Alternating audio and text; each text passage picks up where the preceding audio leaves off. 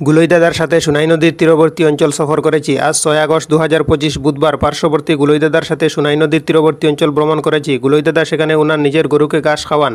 আজ মেঘাচ্ছন্ন আকাশ, মাঝে মাঝে হালকা বৃষ্টি পড়েছে। সুনাই নদীর তীরবর্তী অঞ্চলের প্রকৃতি অসাধারণ সুন্দর, মনোরম, শান্ত স্নিগ্ধ বায়ু সর্বদা প্রবাহিত হচ্ছে। নদীতে জেলেদের মাছ ধরার প্রবণতা পূর্বের তুলনায় বর্তমানে অনেক কম। বিকেলে সুনাই নদীর তীরবর্তী অঞ্চলে বাচ্চাদের বিভিন্ন প্রকারের গ্রামীণ খেলাধুলা হয়, তবে পূর্বের তুলনায় বর্তমানে তা অনেক কম। আজ থেকে 20-22 বছর আগে এই সুনাই নদীর তীরে আমাদের শৈশবের খেলাধুলা আমোদ প্রমোদের কেন্দ্রস্থল ছিল।